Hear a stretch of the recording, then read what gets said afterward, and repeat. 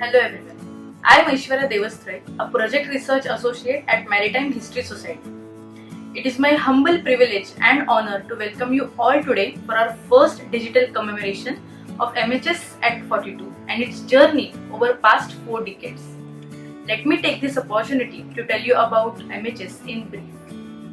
A brainchild of late Vice Admiral MP Auti, MHS is a premier research organization where scholars, enthusiasts come and learn about richness and diversity of India's maritime past, history and heritage. MHS through its constant endeavours aims to promote outreach activities to educational programs, and also it maintains an interim naval heritage gallery at fort in its premises. Due to pandemic and crisis situation going everywhere, MHS operations turned largely digital and technologically friendly. Turning crisis into an opportunity, this lockdown gave us a chance for having an extended celebration of our 42nd Founders Day. We have been engaging people by sharing some interesting information about India's maritime history on social media platforms like Instagram and Twitter. We have been also uploading some small bite-sized video clips in order to showcase India's rich maritime past. After dozens of such video clips on our YouTube channel, today we celebrate our grand finale of MHS at 42 Founders Day commemoration. We have a range of commemorative elements lined up for today, ranging from a time-lapse doodle to India's rich maritime history and its overview. Also, most exciting is the danceicle set to the theme of Samudra Manthan. Finally, our director and head of research will close with a brief on what lies ahead. As we begin, I want to highlight a point here that Indians have always been excellent mariners, and what appears to us as a lost art today, Maritime History Society has taken a small effort to conserve that art vocally. Yes, the art of shipbuilding, the legendary craft of boat building, which laid the foundation of our easy integration into modern day indigenous shipbuilding activities and capabilities. Proud to present a small artwork, a time-lapse doodle by artist Prathamesh Sawant, a well-wisher of MHS. Prathamesh Sawant started his career in field of arts way back in 2009. He completed his graduation from Sir J.J. School of Fine Arts with a specialization in sculpture and model making. Currently, he is based in Mumbai and is a professional artist. He has undertaken many projects, and worth a mention is his work of public art installation in form of murals for Central Railway. He has a keen interest in aesthetics and detailings of ships which were built in India. Most importantly, he is a well-wisher of MHS. Every art is an expression. Let's have a virtual tour of his maritime expression through art.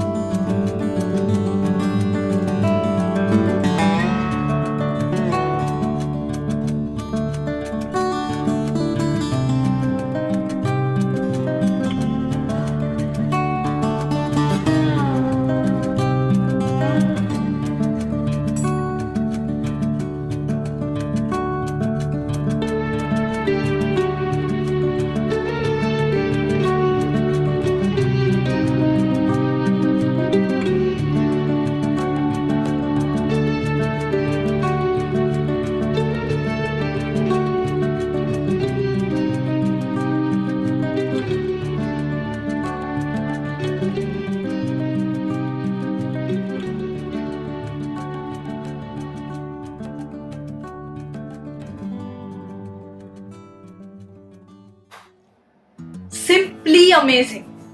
Sheer brilliance of art and technology juxtaposed together brings such kind of visual treat. Thank you very much, Prathamesh. Your artistic depictions have definitely enthralled us all. They have given us deeper insights about our indigenous shipbuilding traditions and heritage. And this brings us to our core emphasis, India's rich maritime heritage and traditions. Allow me to introduce you all to Vice Admiral A.R. Karve, retired, Patron MHS, who shall give us a brief overview of India's rich maritime heritage. Vice Admiral A.R. Karve was commissioned to Indian Navy on 1st July 1980 and retired after 38 years of his distinguished naval service in July 2018 as a Flag Officer Commanding-in-Chief Southern Naval Command. In a range of operational, staff and commanding assignments, Admiral, an anti-submarine warfare specialist, had an honor to be both commissioning crew of INS and commanding officer in the rank of captain. He also commanded patrol vessel INS Ajay, frigate INS Dunagiri, and destroyer INS Ranvijay, apart from heading sword arm of Indian Navy as a flag officer commanding Western Fleet in the rank of Rear Admiral. Admiral Karve has held prestigious positions in flag ranks as steering Indian naval operations, Chief of Personnel and Chief of Staff at Western Naval Command. He has been closely associated as paper presenter, a supporter and a trustee of Maritime History Society at various occasions. He is an avid reader and takes keen interest in maritime strategies and heritage. He is currently pursuing his PhD from University of Mumbai and became patron of MHS in April this year. Let us sit back and listen to our patron's views on India's maritime past and heritage. Greetings to all of you. It is my proud privilege to extend a warm welcome to all of you to the finale of the Founders Day 2020 commemorative events held digitally over the last 2 weeks. It has been our tradition to pay respectful homage to our founder, Vice Admiral Manohar Prahlad Avati, on this day. This year we observe the Founders Day in a different and unique manner through the digital medium, considering the special circumstances arising from COVID-19 pandemic. MHS is an organization dealing with Indian maritime history and heritage and has done exceptional work in this area since its modest beginning 42 years ago. India, as we all know, has been a melting pot of distinct and unique cultures, traditions, languages, religions, and above all, wisdom. India is one of the oldest continuous living civilizations with philosophical and spiritual depth. The essence of India is diversity that defines its social structure.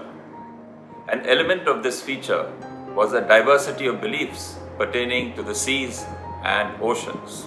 For long, it was believed that Indians were thalassophobic because of the aversion of and even prohibition on crossing the seas of what was called Samudra Manthan. In reality, Indians did not shy away from plowing through the waters of the surrounding seas and oceans.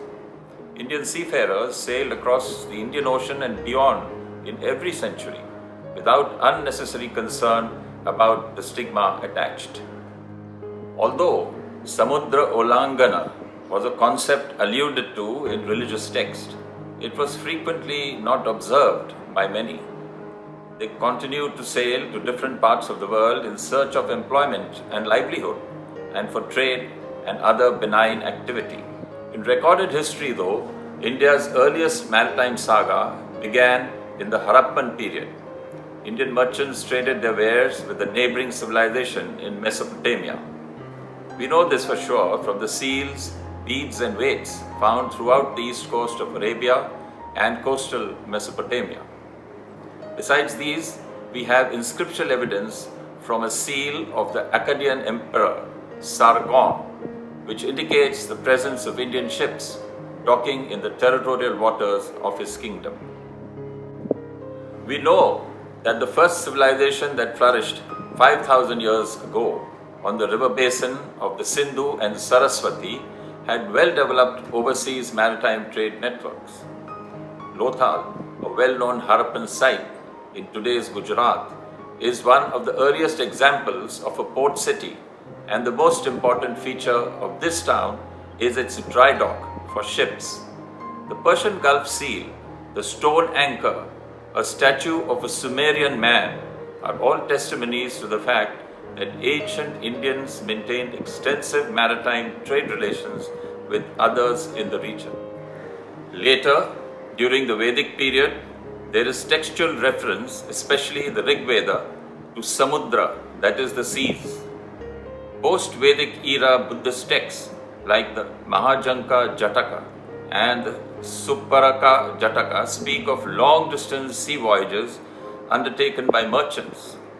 These voyages were piloted by helmsmen who had good expertise in different aspects of shipbuilding and shipping, especially navigation. The texts represent a time period where maritime trade was integral to the nation's economy, and persons of good navigation skills were sought after professionals. The early centuries of the Common Era were witness to remarkable expansion in maritime activities. During this period, we see tremendous growth in trade with the Roman Empire. Indian produce and products were sought after items in the Roman Empire. Imported merchandise from the Western world did not find ready markets in India. Even so, we do find evidence of such products along the coast from Gujarat to Bengal. Ships plying this trade found safe harbor all throughout the Indian coastline, especially in the port towns of Bharuch, Sopara, Muziris, and Tondi. During the same period, the Satavahan rulers on the east coast gained ascendancy in the peninsular region.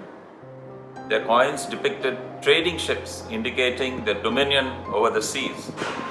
This indeed was the golden age of India's maritime history.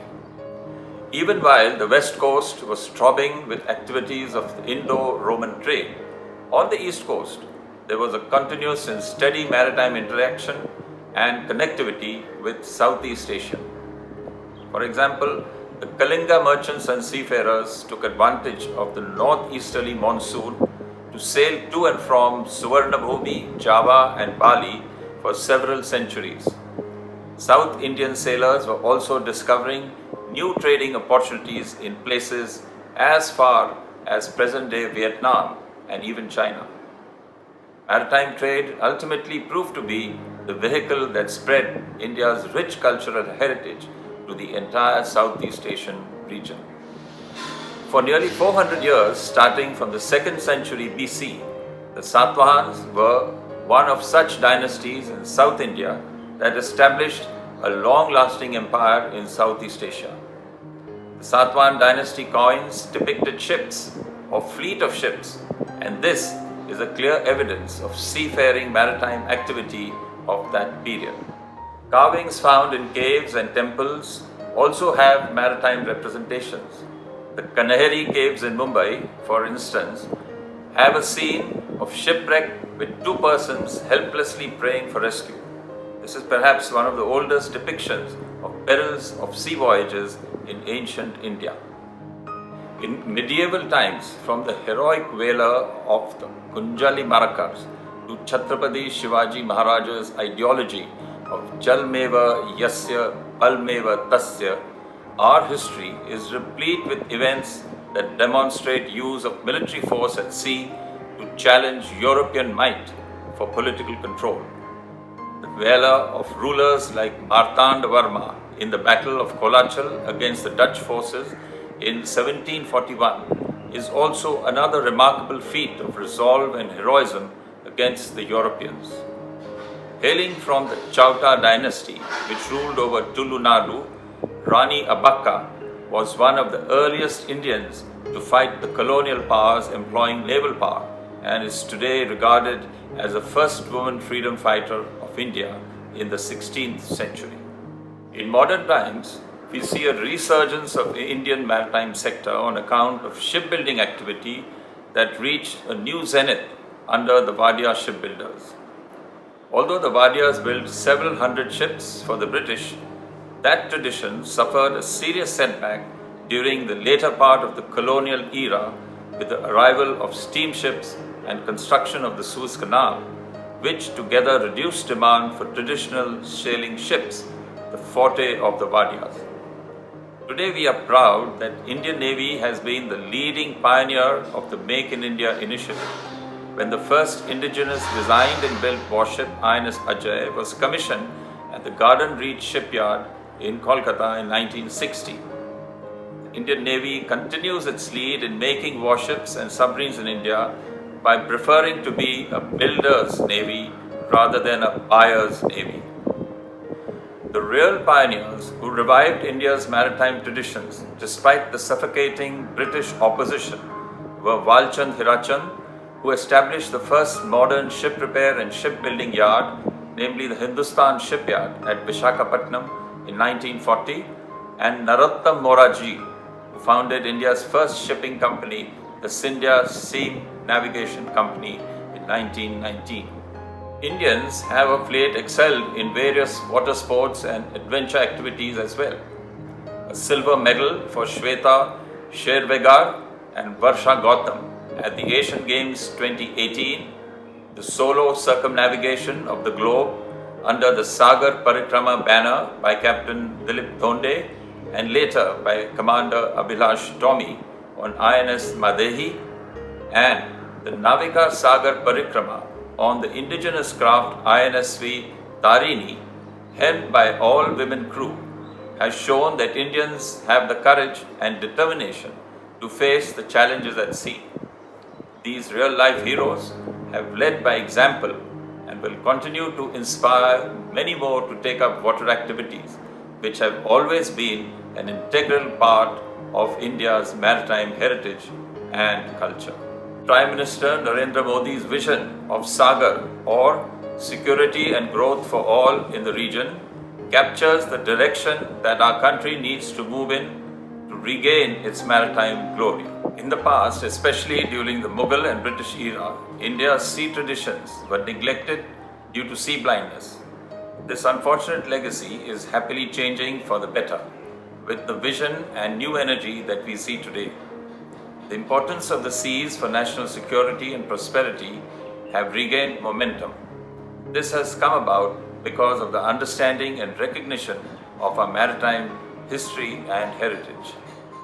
It is imperative that research in maritime studies must therefore continue with vigor, as that is the only way to rediscover our rich past and derive motivation to pursue a new and better maritime future.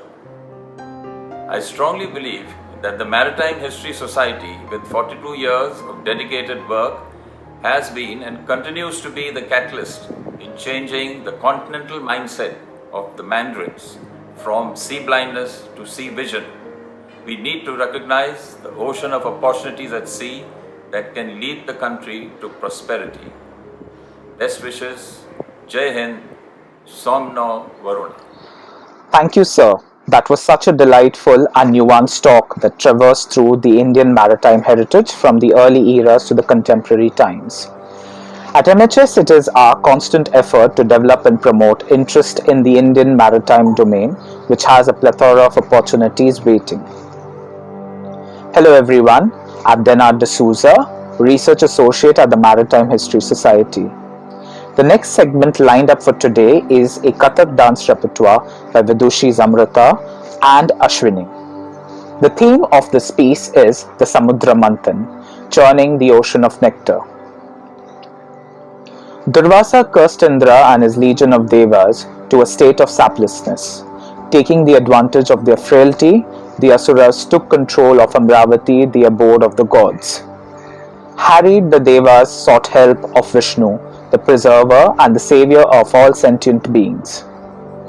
Their bodies beleaguered and non-virile, the only hope was the ambrosia that lied in the depths of the sea. Yielding to their plea, Hari suggested them to make a pact of peace with the Asuras and cajoled them into churning the ocean of milk, where the ambrosia lay. The pact was sealed, the parties agreed to the churning of the milky waters. On the appointed date, the Asuras and the Devas gathered on the scene. Mount Mandara was made the churning rod. The serpent Vasuki was made the churning rope. The Devas and Asuras pressed all their energies and churned the oceans vigorously. Eagerly waiting for the pot of nectar, the camps of both Asura and Devas were astounded to see the lethal halahal surface on the waves of the ocean. Hapless and afraid, the Devas and Asuras cried out to Rudra, "Save us, O mighty Lord." Cupped in his hand like a small drop of water, the great soul Rudra drank the ocean of poison and saved the three worlds, a feat so great, never to be rivaled. With all beings saved, the Devas and Asuras get back at the task. The churning begins. Lo and behold, precious stones and all that is good start floating to the surface of the water. Only after much winding and spinning, the ambrosia floats to the surface. Now we have our in-house Nrityanganas, Miss Amrita Talavadekar, Research Associate, and Miss Ashwini Navate, Archives and Collections Associate, perform a dance rendition of Samudra Manthan.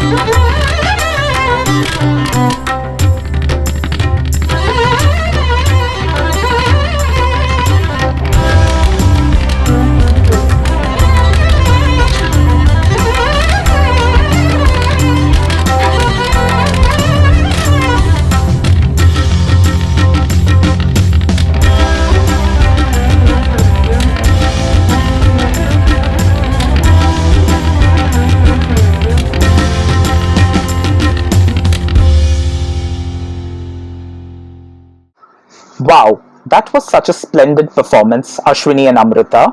Thank you for taking us all to the oceans amidst this lockdown situation. Watching this beautiful danceicle rendition made me want to visit the beach, feel the salty sea spray. But I will obey the norms of social distancing and lockdown, reminiscing the new and profound interpretation of Samudra Manthan. Well, I'd say that's the power of music, dance, and the calling of the ocean. We thank David, veteran of Indian Navy and a super talented musician, for this composition, and Samuel Thomas for the technical aspect, making today's event a cakewalk for us. Thank you. This brings us to our final segment. It is my proud privilege to usher in our final speaker, Director MHS and Head of Research, Commodore Dr. Oracle Johnson. Donning many hats, Commodore Johnson steers the organization with finesse and pushes us all to give our best. A navigator, a devout academic, he holds a doctorate degree in political science, a distinguished feat in his profession. He has been at the helm for 5 years now and has inflicted many with the spirit of the sea. I hand over the proceedings to him and urge him to share some insights beckoning one and all towards maritime studies. Thank you, Dennard.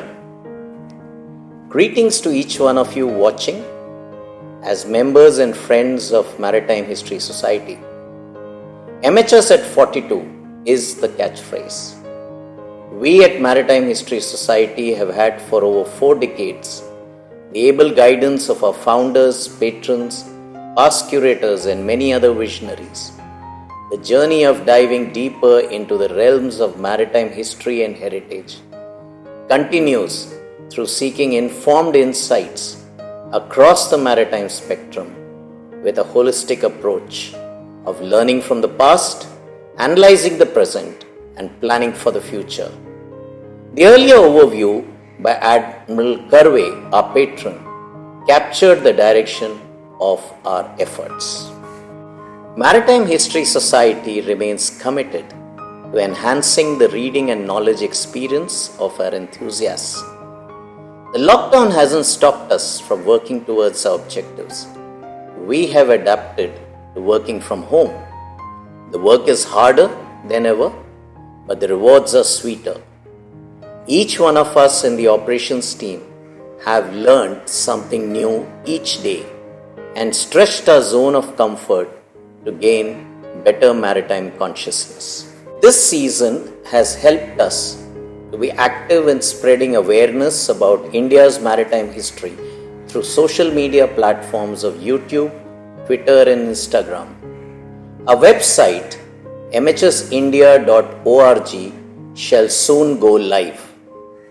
We hope you remain in touch with us electronically for now and offline too when the situation changes.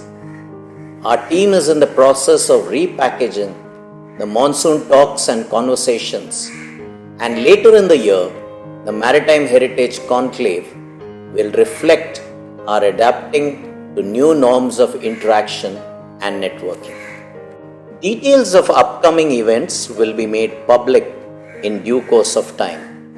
Meanwhile, in the ongoing season, we have been updating our in-house research efforts and cataloging of archives and collections.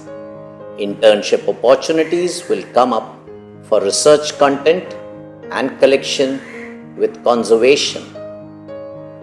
MHS was birthed to address a neglect of our maritime heritage. That neglect is now history, as the voluminous support towards our projects reflects a maritime resurgence in India and beyond. I seek your collaboration to take the message further and paint a wider canvas of understanding and knowledge of the seas and its facets. As we integrate the word maritime to be beyond an adjective of history, let us allow heritage to be the focus, with memories being captured of what is a rich legacy and a vibrant future. This work is multidimensional, and I choose to ask you for your financial and personal support to enhance maritime consciousness where India is in the lead.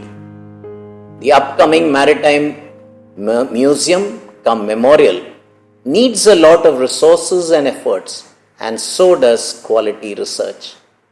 Local maritime community practices and traditions will become a global message of safe and green seas.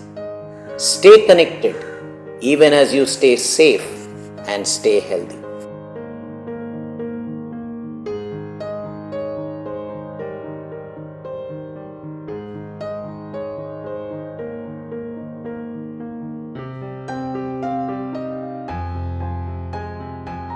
I have some important affirmations to make prior to closing this finale of our Founder Day commemorative special. I thank the Chief Patron, the Chairman Maritime History Society, our Patron and our Vice Chairman, and each one of the trustees for believing in us. May I also acknowledge the patience and support of every family member of the amazing 12 that is Team MHS. You have endured us hogging the internet at home, working hard together, and you have helped in becoming a ready audience and even choreographers and spot persons. Thank you. I thank every MHS associate and assistant who has not found visibility in this clip but has toiled tirelessly. Ashwini and Amrita, blessings for capturing the legacy of Samudra Manthan so creatively. My compliments to artist Prathamesh for your amazing doodles. Team MHS is very fortunate to have a strong mentoring team in the experienced academic council comprising Professor Savita Saraf, Professor Uttara Sahasrabuddhe, Dr. Tejas Garge and Dr. Rashna Poncha. Thank you Aishwarya and Denard for anchoring this event. You've done a nice job. I salute and acknowledge my senior team, Commodore Vikram Bakshi, the Additional Director, Dr. Soni Wadhwa, the Joint Director Research, and Mr. Matthew John, Assistant Director Operations and IT. You really made things possible. Thanks also to the tech team, Samuel and David, for bearing with us. Most importantly, I am indebted to the entire online audience and to every supporter of Maritime History Society. You are our family. My closing tribute is to the many interpreted warriors on the front lines across our nation who have labored tirelessly with or without encouragement. Friends, let us make their efforts count.